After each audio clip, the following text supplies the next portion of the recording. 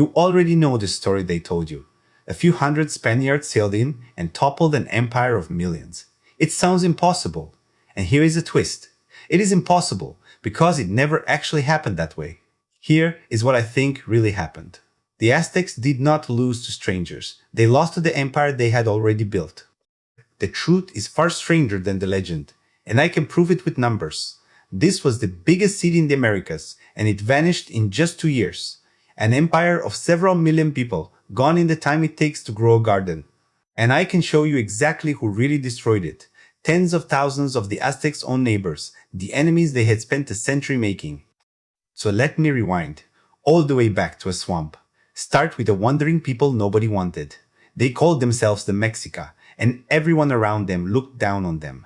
They had no land, no city, and no home of their own. They survived by fighting other people's wars as hired soldiers. They were the poor, warlike outsiders that better-off cities used and despised.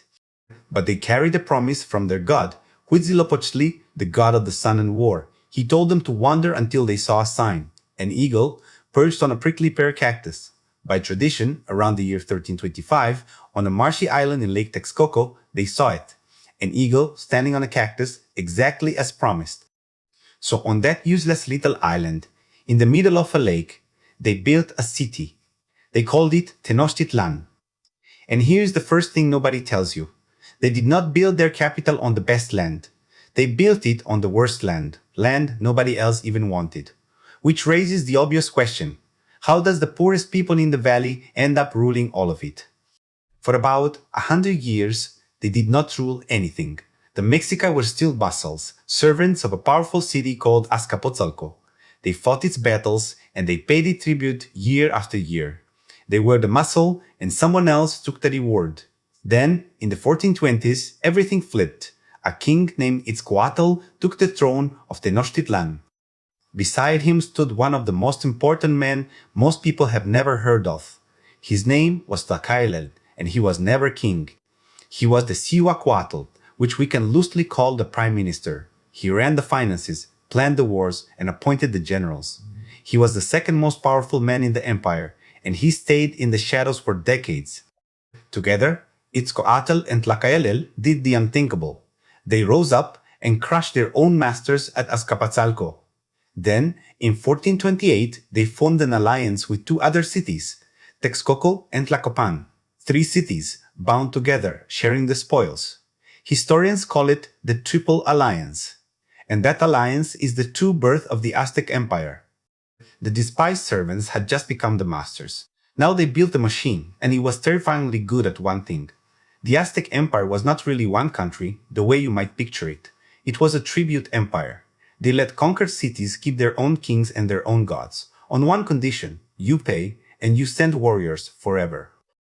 By some accounts, tribute flowed in from hundreds of city-states across dozens of provinces.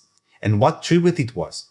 Gold dust and jade and jewelry poured into the island city, cotton cloth and brilliant feathers and cacao beans, the beans they made chocolate from, rubber and dye and grain and chilies, all of it flowing toward the lake. And, of course, prisoners. But how do you feed a giant city built on a lake? The Mexica had an answer that looks like magic. They farmed the water itself. They built chinampas, raised garden plots in the shallow lake, so fertile they could grow crops all year. People sometimes call them floating gardens. 3 great causeways connected the island to the shore, with wooden bridges that could be pulled up.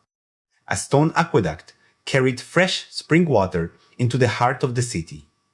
Long-distance merchants, called the Pochteca, traded across the whole region, and secretly they spied for the empire. Remember that aqueduct and those causeways.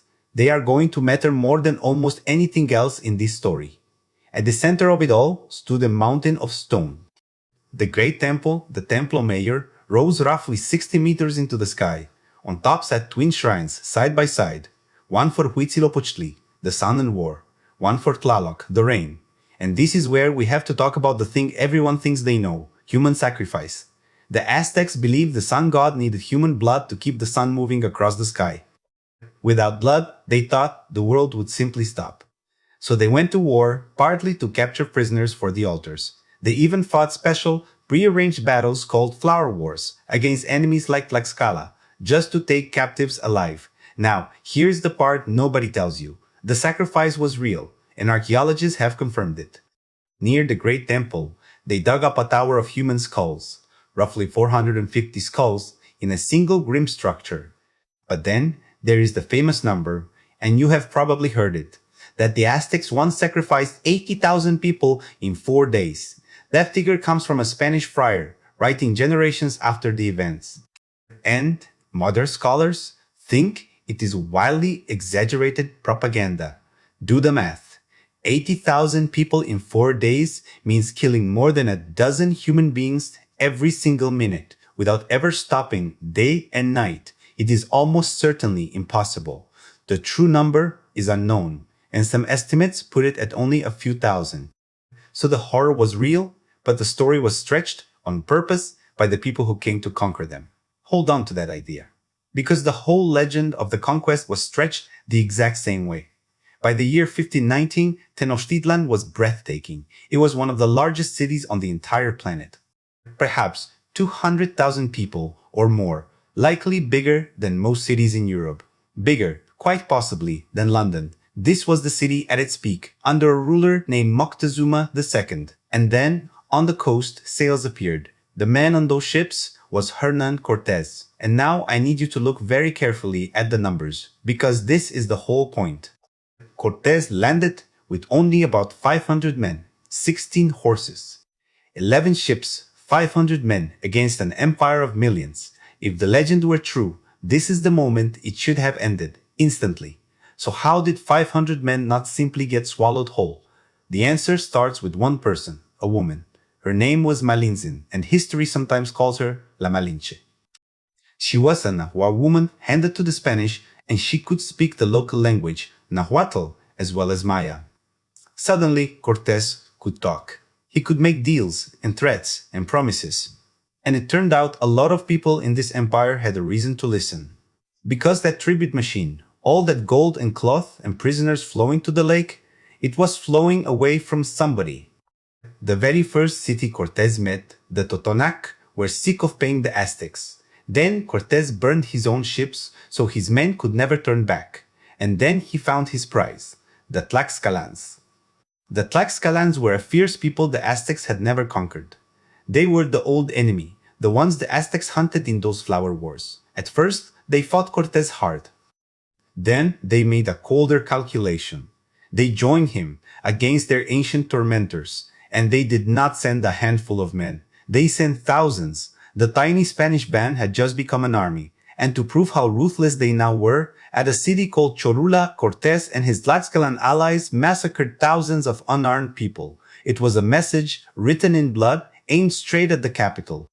On the 8th of November, 1519, they walked into Tenochtitlan. Cortés, his Spaniards, and about 1,000 Tlaxcalan warriors, crossing that great causeway. Moctezuma the Second came out and received them peacefully on the road. And within about a week, Cortés did something staggering. He seized the emperor inside his own palace, the most powerful man in the Americas, a hostage in his own home. For months, Cortés ruled the empire through the captive king, but it could not hold. While Cortés was away on the coast, his deputy, Pedro de Alvarado, made a catastrophe. During a sacred festival called Toxcatl, Alvarado's men slaughtered Aztec nobles as they danced, and the city exploded.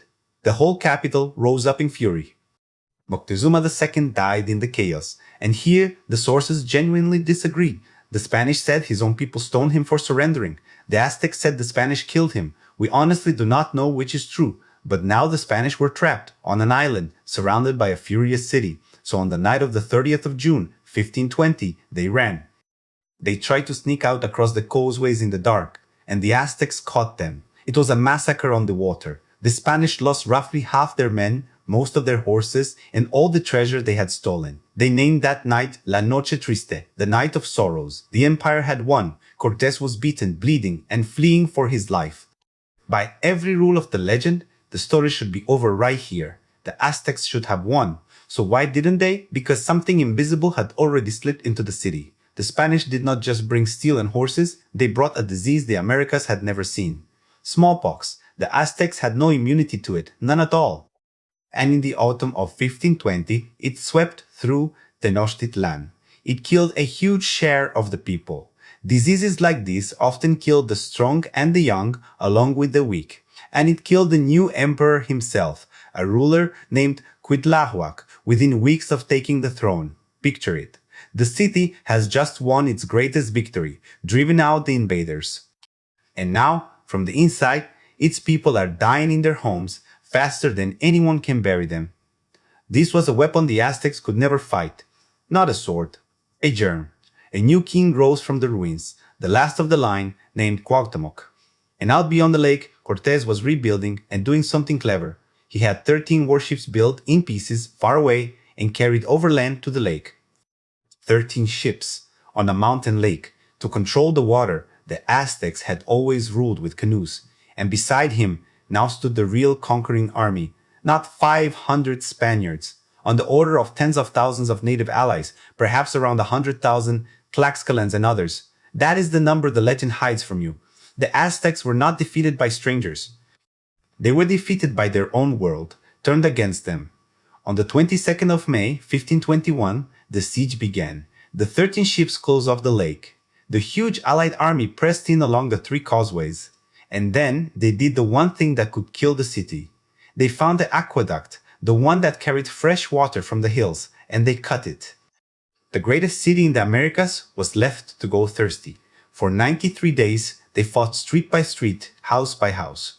The Aztecs did not break easily. When they captured Spaniards, they dragged them to the top of the great temple, and they sacrificed them there, in full view of the besiegers below.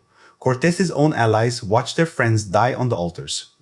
But thirst and disease and 100,000 enemies do not relent. On the 13th of August, 1521, Tenochtitlan fell. Cuauhtémoc, the last emperor, was captured trying to escape by canoe, and with him, the independent Aztec Empire ended. The Spanish razed the city to the ground, and on top of its bones, they built a new capital, Mexico City, the one still standing today. 4 years later, Cortés had Cuauhtémoc executed, and the last royal line was gone. So look at what really happened, one more time. An empire of millions did not fall to a few hundred conquistadors. It fell to 3 things working together. Tens of thousands of its own indigenous enemies who finally saw their chance. A smallpox epidemic that gutted the city from within. And Spanish steel, cannon, and 13 ships on a lake. The strangers lit the match. But the empire was burned down largely by its own neighbors, and by a disease nobody could see. They spent a century making their neighbors pay and bleed and hate them.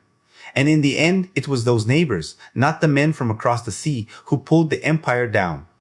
The Aztecs believed they had to feed the sun with blood or the world would end. In the end, their world ended anyway, in a way they never imagined and never could have thought. If a wandering band of outsiders can build the greatest city in the Americas and lose it all in 2 years, it makes you wonder how fragile any empire really is. So subscribe and stay with the series. Because there is another empire, another glittering civilization that was certain it would rule forever. And it too is about to learn how quickly forever can end.